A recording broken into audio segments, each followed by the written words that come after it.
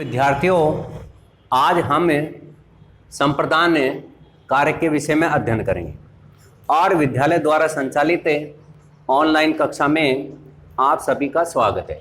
तो संप्रदान कारक और इसके विभक्ति चिन्ह को के लिए के वास्ते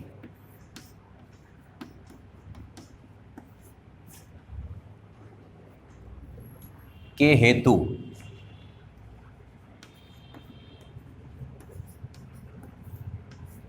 और के निमित्त और के निमित्त आदि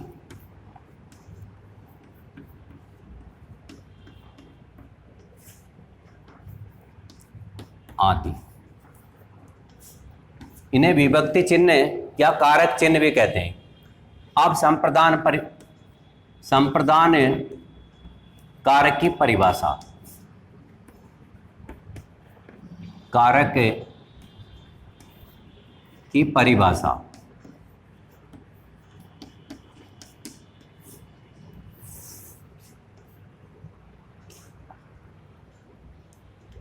संप्रदान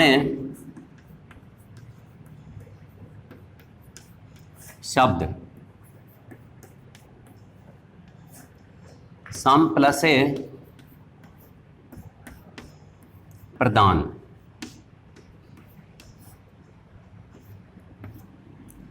से मिलकर बना है।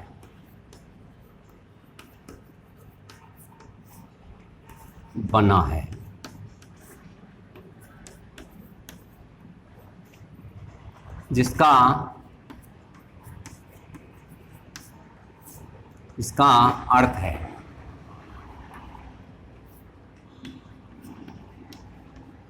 देना।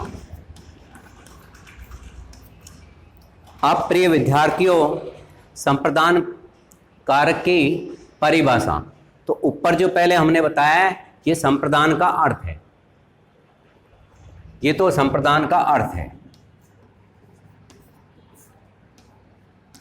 और अब परिभाषा।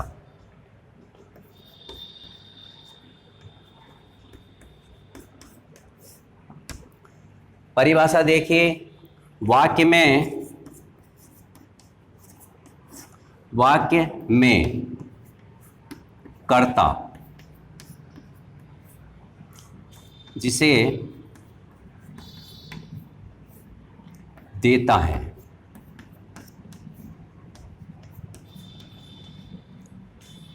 या जिसके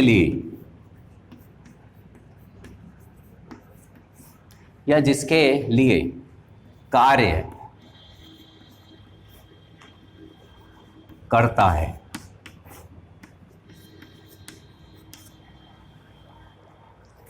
उसे संप्रदान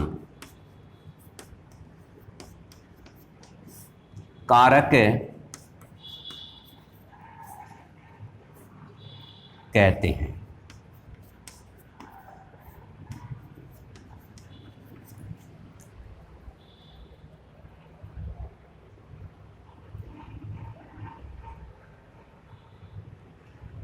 कार्य या क्रिया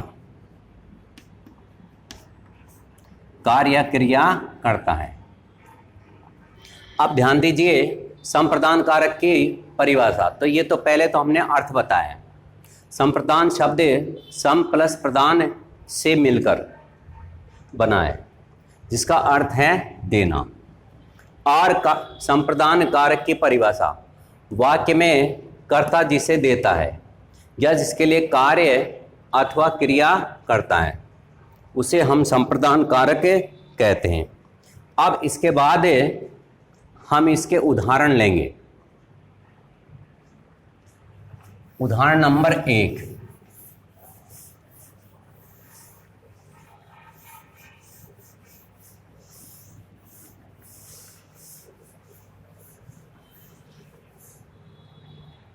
जैसे उदाहरण नंबर 1,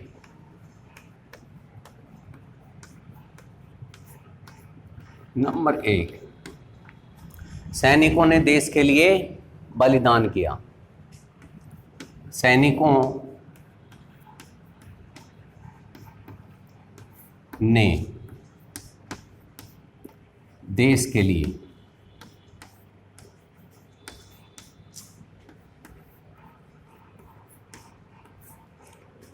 बलिदान किया। अब सबसे पहली बात तो प्रिय विद्यार्थियों कि कर्ता जिसे देता है और जिसके लिए कार्य करता है वहां पर संप्रदान कारक होता है। तो ये तो इसका विभक्ति चिन्ह है के लिए, तो इससे पता चल गया देश के लिए संप्रदान कारक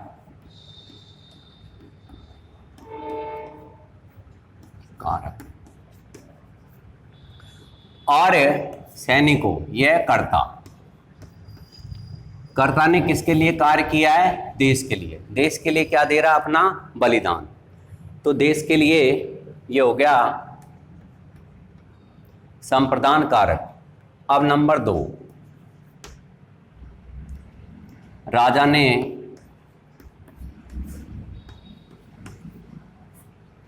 गरीबों को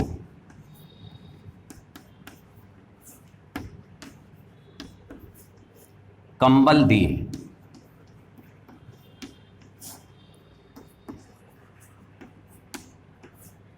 राजा ने गरीबों को कंबल दिए। अब इसमें वाक्य में कर्ता कौन है? राजा। और कर्ता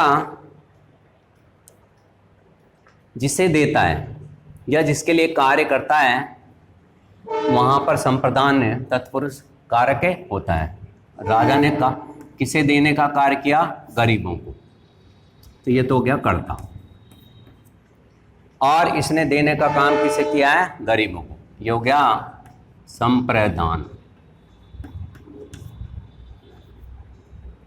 कारक।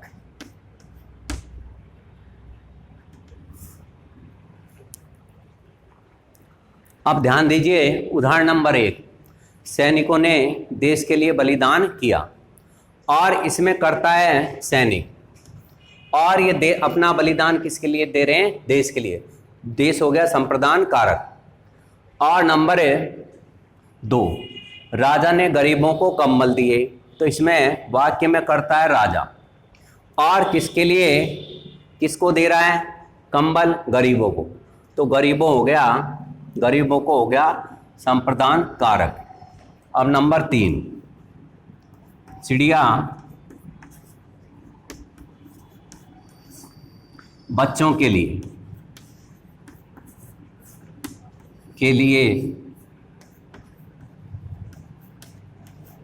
घोंसला बनाती है।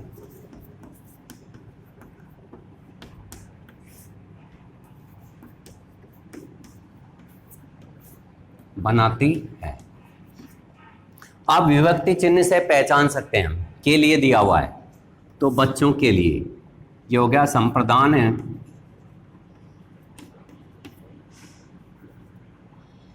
कारक। और यह चिड़िया है कर्ता किसके लिए बना रही है? किसको दे रही है? घोंसला बना करके अपने बच्चों के लिए।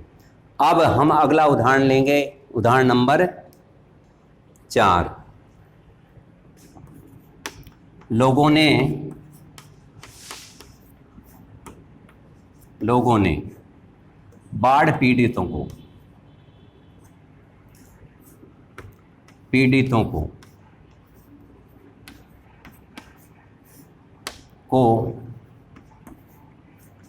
दान दिया।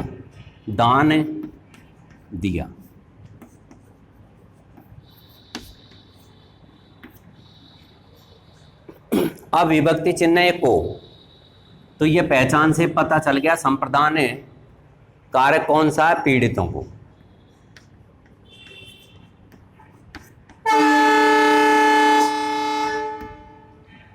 और लोगों ने, और यह कर्ता, इन्होंने गरीबों को देने का काम किया है, बाढ़ पीड़ितों को।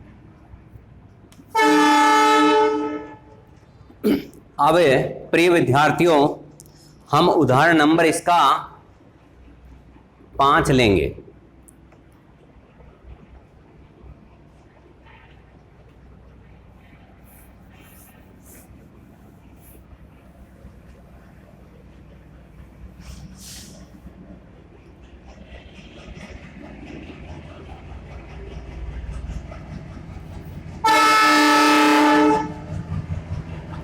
अब उदाहरण नंबर 5 देखिए।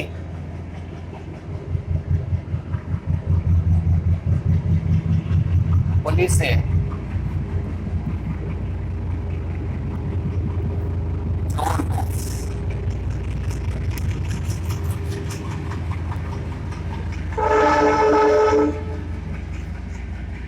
देती है।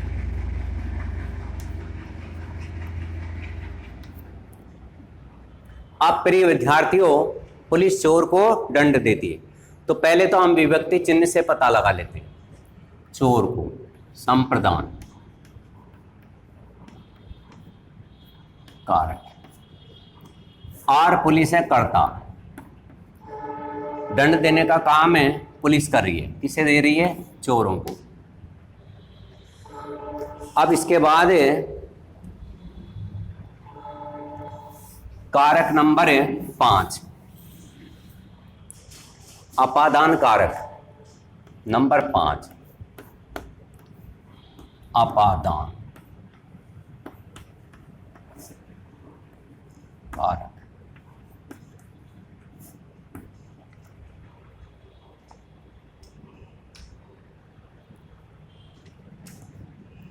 अपादान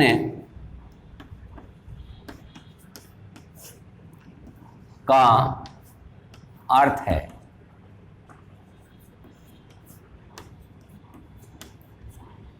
है पृथक होना।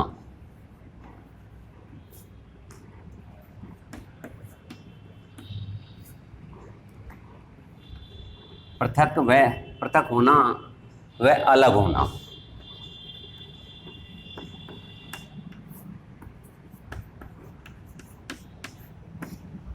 अपादान का अर्थ होता है पृथक होना या अलग होना। अब इसके विभक्ति चिन्ह।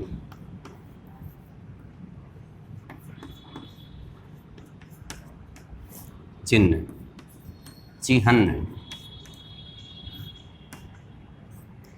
इसका विभक्ति चिन्ह है से। पृथक या अलग होने की स्थिति में, पृथक या अलग होने के अर्थ में, अलग होने के अर्थ में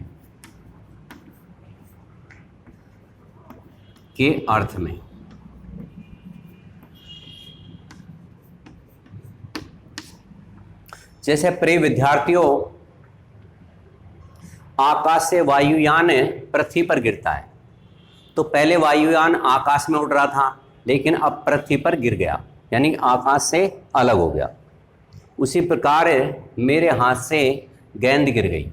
अब पहले गेंद हाथ में थी, लेकिन फिर बाद में नीचे गिर गई।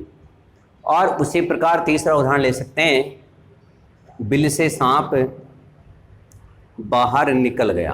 तो पहले बिल में था, अब उससे अलग हो गया। अब इसकी हमें परिभाषा लेंगे।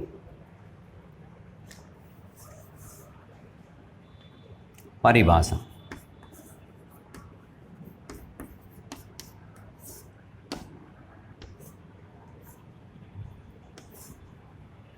अब इसके प्रिय विद्यार्थियों हम परिभाषा लेंगे।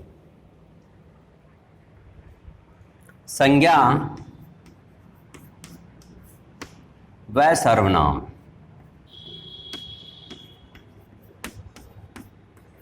संज्ञा व सर्वनाम के जिस रूप से,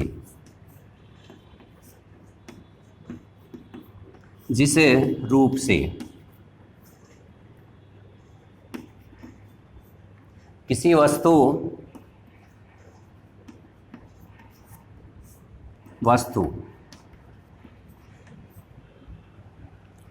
या व्यक्ति का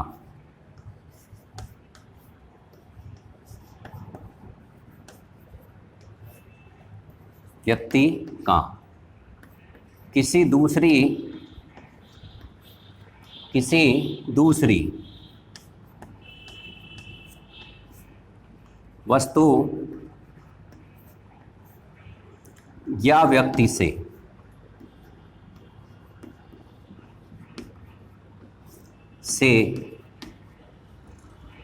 अलग होने का बोध हो, अलग होने का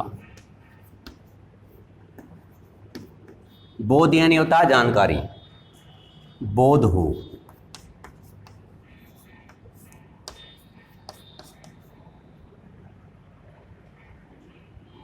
वहाँ अपादान कारक होता है, कारक होता है।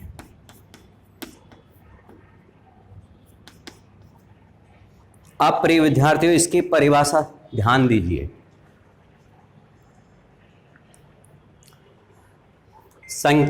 संज्ञा वह सर्वनाम के जिस रूप से किसी वस्तु या व्यक्ति का किसी दूसरी वस्तु या व्यक्ति से अलग होने का बोध हो, वहाँ अपादान कारक होता है। अब प्रिय विद्यार्थियों, आज का प्रकरण हम यहीं समाप्त करते हैं। धन्यवाद।